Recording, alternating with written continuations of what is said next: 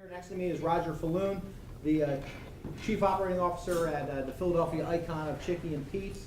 Prior to that, he was Vice President of Operations at Rita's, where we had a chance to work together. He certainly understands food service better than many people that I know, and metrics and profitability, so we're lucky to have him. Next to him is Michael Iannuzzi. He's a director at Citron and Cooperman and Company. He dug out 2 feet of snow to be with us today, so we're happy about that.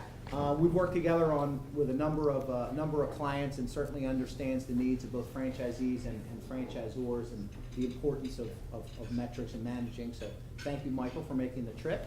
And at the end is Matt Kuntz. He's the well, as he said, he has a very long title at Sylvan. Senior Director of Global Brand Standards and Quality.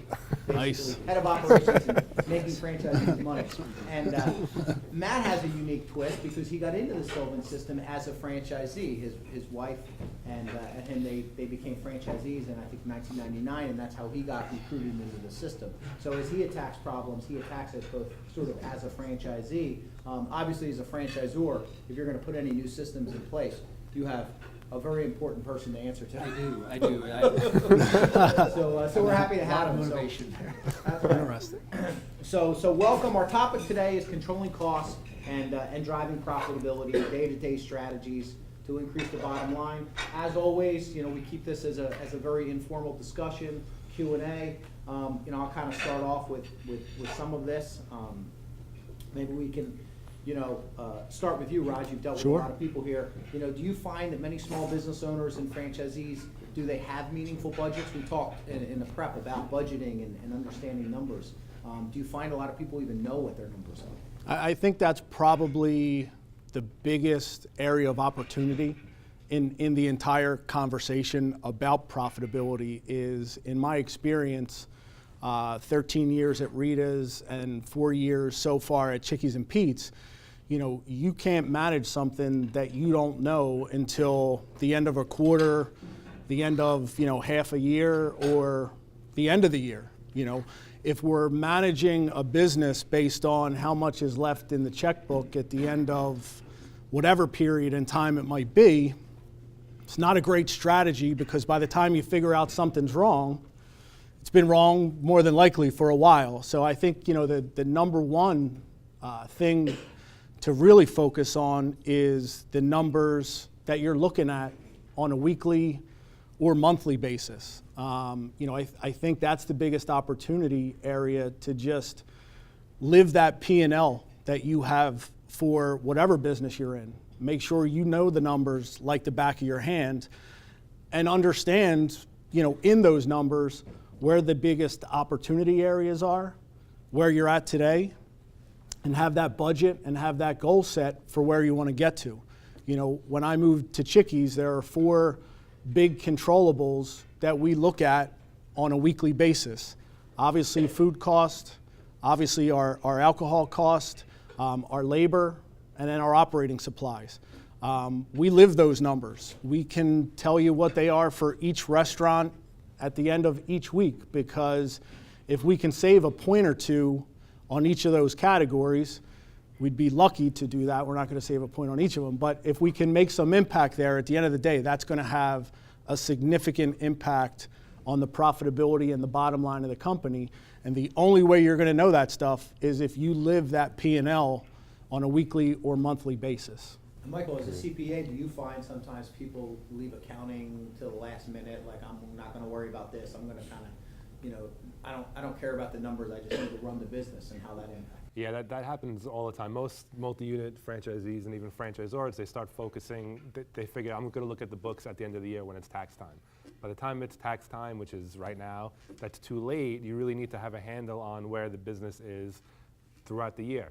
And where a lot of people end up focusing on, we're bottom line guys, so I want to know what the net income is, I want to know what the expenses are. The franchisor wants your top line to grow, you want your top line to grow, but do you really understand what it costs to get the top line to grow? And you can only really do that if you model it out and understand how much it costs to bring on a new client, how much it costs to expand your kitchen by a few square footage to push more food out the door. Most of our clients, we try to push to budget and do projections and compare budgets to actuals, it's just a hard concept to grab because people get so consumed with their day-to-day activities, they don't want to look at the numbers at night. But if you're the owner, that's got to be one of the first things you're looking at. So how could you advise your staff on what to do, where to save? Maybe we're purchasing too much. Maybe I have an extra staff here that doesn't have to be here for that day. Without looking at the numbers, you can't possibly know the answers to those questions. Matt, as a franchisor on the operations side, knowing what you knew then as a franchisee, what do you see as sort of the? Well, I think these guys are exactly right. Most of our franchisees don't have a good budget that they work from on a regular basis, and they may kind of manage from their P&L. So it's like driving a car looking through the rearview mirror. You've got to set up that budget early. You've got to track it on a weekly basis, and then you need to also share it with your staff. And those are the biggest differences between our most successful franchisees and our least successful franchisees. Our most successful ones, they have a budget. They share the components that their staff can influence. You know, like we were talking a little bit earlier, you can't hold your center director at a Sylvan Learning Center responsible for the rent or the electric bill, things like that. So don't bother them with it. But you can hold them responsible to their part-time labor ratio or other consumables, things like that. And then use that P&L to predict what your next month's going to be and plan accordingly with your labor management. So you're not surprised this week, you know, oh my, I've got too many teachers on the schedule next week. You should be able to plan that exactly within 1 or 2 hours of instruction. In our business, it's very easy to predict, and our pro formas, our tools are good and performers are easy to come up with. We know what our conversion rates are. We know what our revenue per enrollment is on average per that, you know, that individual territory.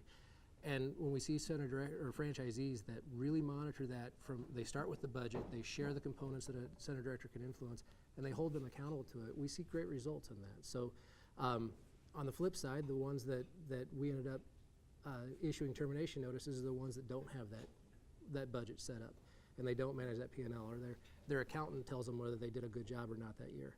You know, on Friday morning, I should know whether I did a good job that week or not. I mean, it's just simple as that.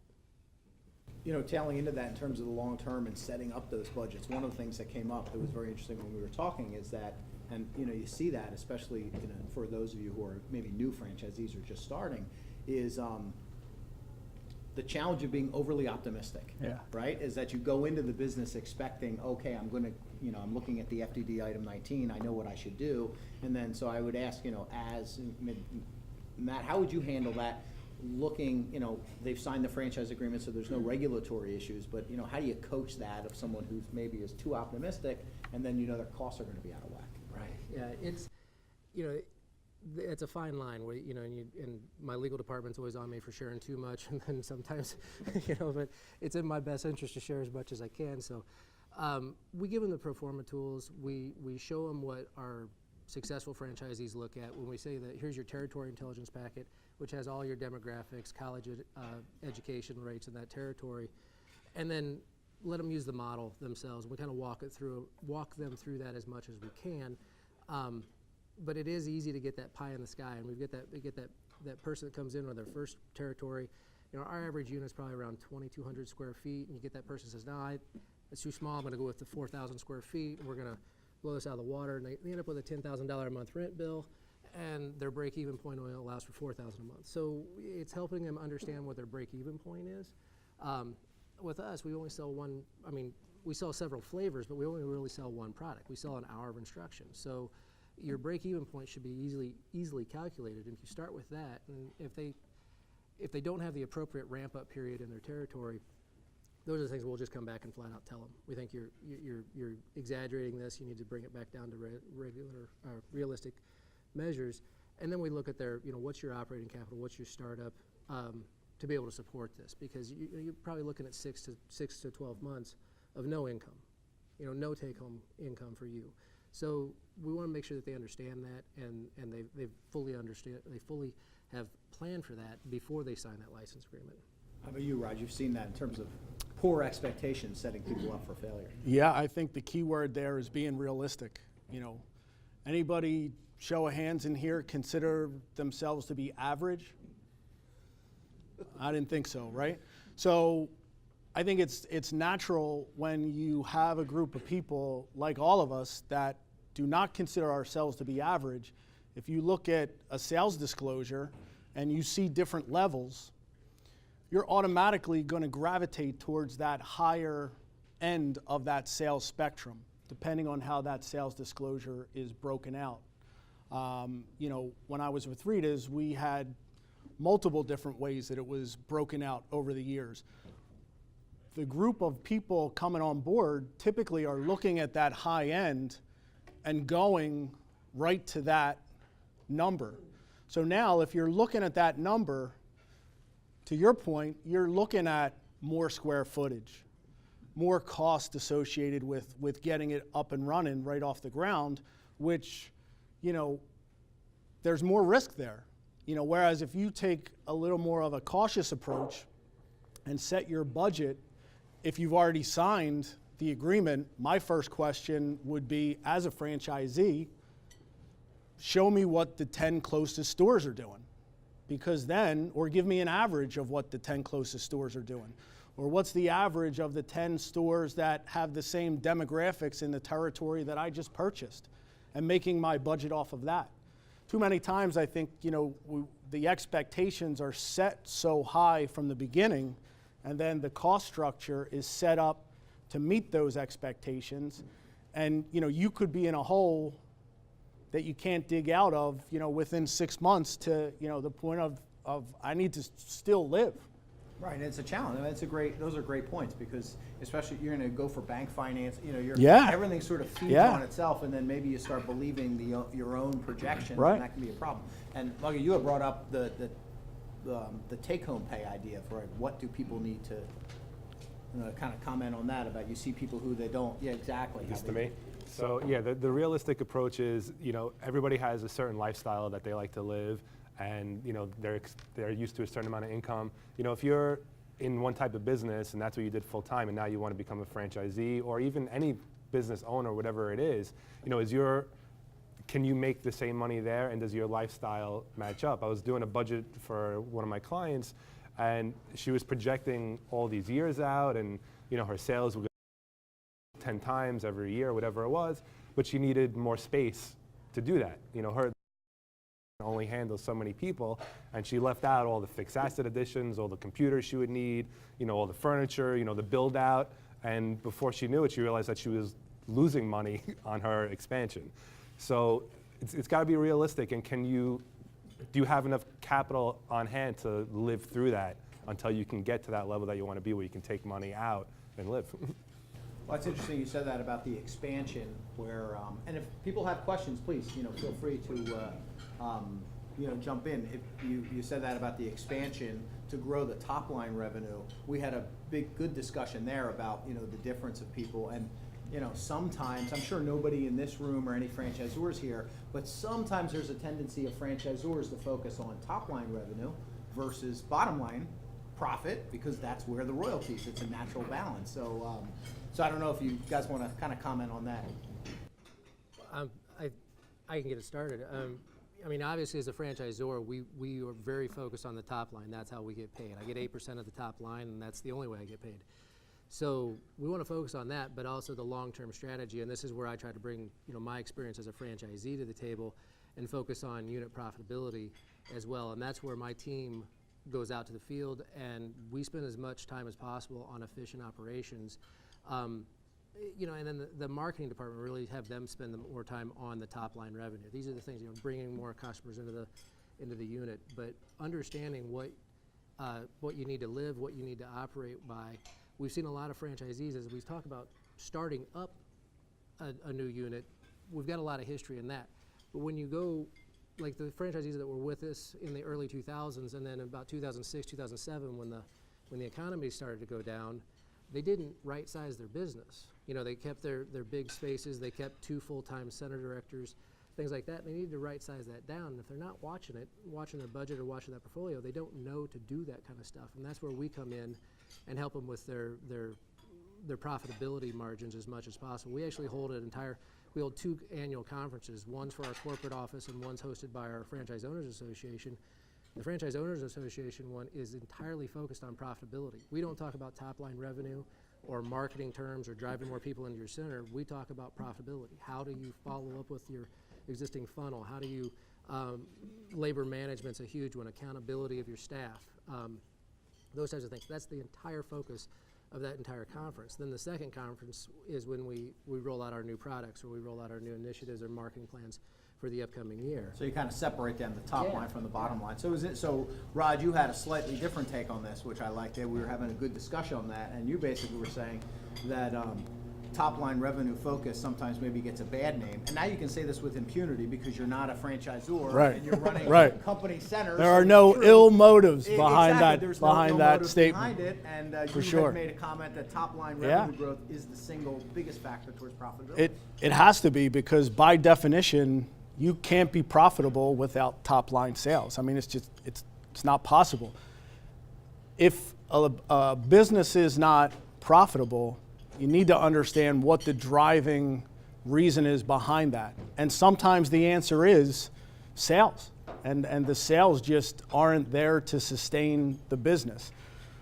From a franchisor side, from now having a hand in running 14 independent operations, anytime we talk about profitability, the first thing we talk about without failure is sales, because one of the ways to improve your profitability, especially if you're past break even, is to grow your sales. Because for every dollar that you're bringing in new in sales, all you're paying is your variable costs on it, because your fixed are already covered because you're past break even. So it has to be part of the conversation. But with that said, you also can't ignore the importance of the other side of it. Obviously, from a franchisee standpoint, both should be important, but the amount of money that is made at the end of a month or at the end of a year is what is paramount. I mean, that's what is most important. That's what everybody's in business to do. To the same respect, that is also important to a franchisor, because they want to sell, most of them, more franchise agreements. The best way to sell franchise agreements is to have good validation in the system. You're not going to have good validation in a system if people are not profitable, or people do not feel that the franchisor has enough of a focus on profitability. So there definitely needs to be focus on both. Go ahead, Drew. Hi, fellas. Really from the franchisor standpoint, maybe from the CPA, but in controlling costs, okay, and you recognize sales, do you provide your franchisees with pro forma types of indices for their expenses, for their operating costs, or is it case by case? We do provide a pro forma to our franchisees with ranges for that, because obviously, utilities in Philadelphia are different than they are in rural Tennessee. Right. So we need to make sure that we're being realistic with that. But we do, and then we get in there and customize it. We try to base it off of if there's any type of history with either other franchisees or with that specific franchisee, if they've been in the system for a little while, base it off the last 3 years. We always average the last 3 years when we're budgeting for the future. It takes out the seasonality of it. But yeah, we provide that performance includes the range. We don't like to see rent being more than 10% of revenue. We've got ranges for part-time labor versus full-time labor, things like that we'll provide. And our labor management tools are set up to red flag anything that goes outside of those ranges. And at the same time, we also see if people are spending too little on their local advertising or their non-instructional part-time labor, which is usually the people that are following up with sales leads. We can see. We can follow that as well. That's got the same effect on the performance. Is there any comments towards that? I mean, again, I go back to one of the first things we talked about, which all of that is great information. It's having that knowledge of all those things. So no matter where or what you're doing, understanding and knowing and having access to those numbers is the first critical point. And too many times, I think, to the mindset of my accountant's going to tell me if I had a good year, that's never a good thing. To what we do today, we do it store specific to the 14 independent stores that we have at this point. So we literally sit down with them and look at the last 2 years, because we feel like that's, the most reliable data that we have. And we set goals based on that, on their controllables, because in the restaurant industry and where we're at today in terms of the company-owned units, there are things that we can't hold a general manager accountable to because they have no control over that, So we do set those things on their controllables. Yeah, so we'll help, the franchisors are going to have a different set of criteria than what we're doing. So we're going to help them put it together, build the spreadsheet if they can't get the spreadsheet or don't have access to one. And then we'll start analyzing it from our mindset, saying, look, this is your inventory turnover rate. This is how fast you collect your receivables. This is, your rent ratio, whatever it is, and then have them either go back to their franchisor or other franchisees they know and start comparing, because the franchisor is going to have much more information than we do if we're just working with a couple of franchisees, and then start saying, look, this is what you're doing, start comparing to what the others are doing, and understand why you're either ahead or you're behind. And I think it's a great question, and I think that is one of the biggest advantages of being a franchisee, is that you can compare, you have a natural peer group. If you're an independent business, it's very difficult versus having an actual peer group. So for those of you in maybe newer franchisors or in small, chains that only have a handful, if you're even not getting that formally from your franchisor, you should make a very concerted effort to talk to the other franchisees to find out what are those percentages, just to know where you should be spending your effort and whether you're doing well or bad. We're always trying to figure out what is it better to advertise in a newspaper or on a website or on Facebook, or the above, or what works best from what you've seen? In terms of advertising, in terms of a cost, If I could answer that question, I probably wouldn't be sitting up here, right? Everything, really. We go out with, we've got some new products that are more in the STEM world, the science, technology, engineering, math, that billboards are suddenly being the hottest thing for us. Billboards are never produced for a Sylvan Learning Center, but now those things are, because it's a quick transaction. But yeah, the community events for us are the biggest driver. If we go to the PTA events, school open houses, things like that, those seem to be big drivers. But and I think to tie that question is knowing your numbers, right? So you should know and track and not just throw stuff against the wall. And also what your goal is. When we set to do our marketing strategy, I've been fortunate to work for two very iconic brands in the Philadelphia market. With Chickies, when we set our marketing budget, we have brand awareness things. The things that really help, in my opinion, drive brand awareness are billboards, radio. Those, in my opinion, are the two biggest drivers.